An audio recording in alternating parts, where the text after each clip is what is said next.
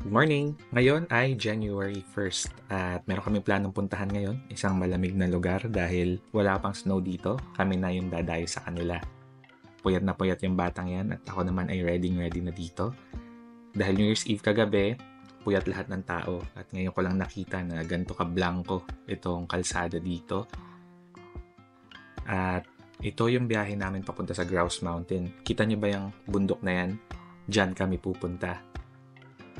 Nung nakarating kami, naramdaman mo na talaga yung lamig. Kailangan mo na mag-gloves kasi malamig sa kamay. At kasama namin dito yung aking parents, kung saan ready rin sila sa outfitan. At yung mga cable car na yan yung sasakyan nyo para makarating kayo dun sa tuktok. Ito yung entrance sa tawag ay Skyride na papunta dun sa Grouse Mountain pataas. Ayan, ang close-up na itsura nung gondola na sasakyan namin. Bagong gawa lang to nung December yata. Ang sinasakyan kasi talaga dito, nakatayo kayong lahat. Kaya swerte namin nakasakay kami dito kasi kita na namin yung view sa baba. Kita nyo ba yan? So dahil marami kami, nahati kami sa dalawang grupo at nauna na kami dun sa pag-akyat. Panandalian muna kami magpapaalam sa lowlands at aakyat kami sa bundok. Dito makikita nyo na medyo kinakabahan talaga ako, hindi ako matapang sa matataas.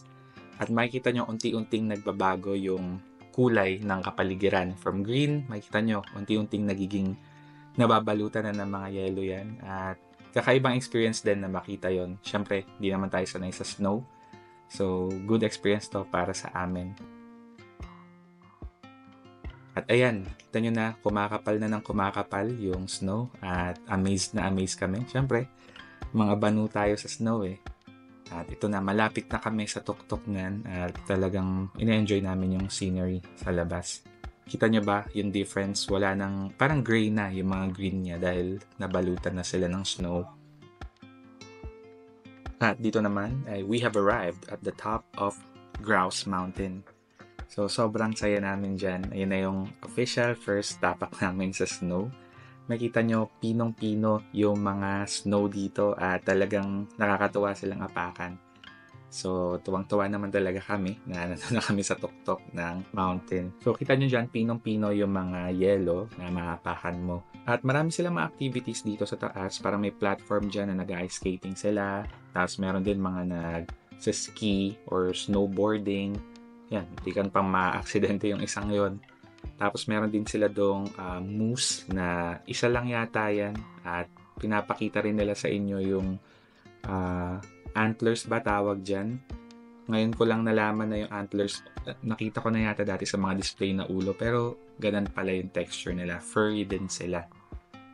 At naglakad kami dyan, tignan nyo, para talaga kayo naglalakad sa Wonderland. At nakaka-amaze talaga na makapunta sa ganitong lugar.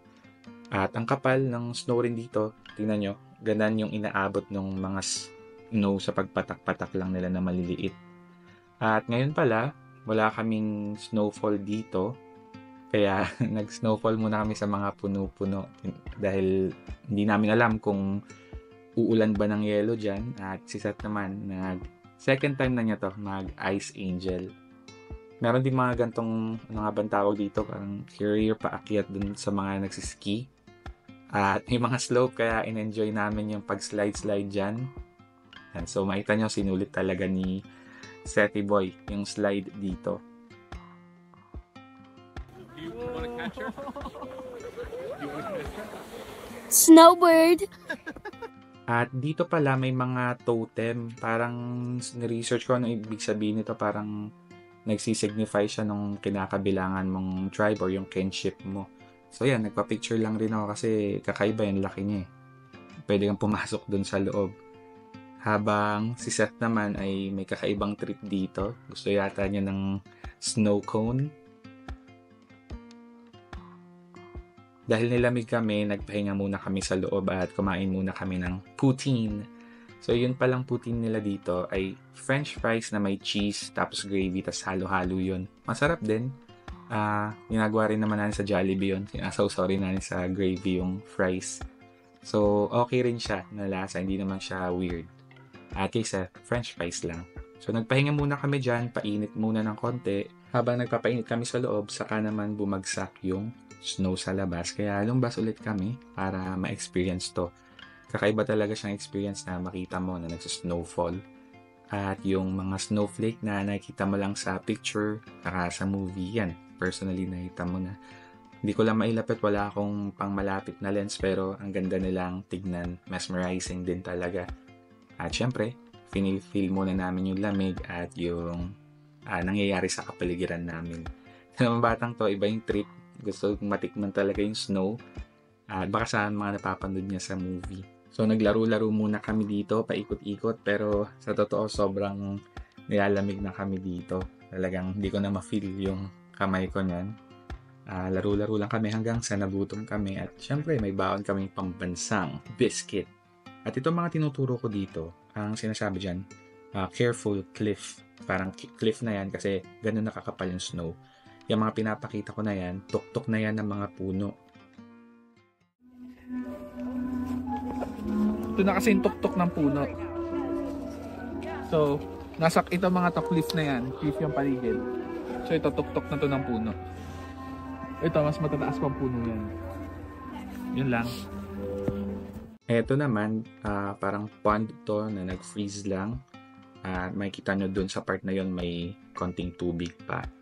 At naglaro rin kami. Marami silang activities dito para sa mga bata. Parang treetop to na may slide pababa. So, na-experience naman ni Seth. Ito yung malaking gondola na dating sinasakyan ng lahat. Nakatayo ang lahat dyan. At siguro hanggang dito na lang muna. Maraming salamat sa panonood. At Happy New Year sa ating lahat kahit late. Paalam! Happy New Year! Happy New Year! Honey.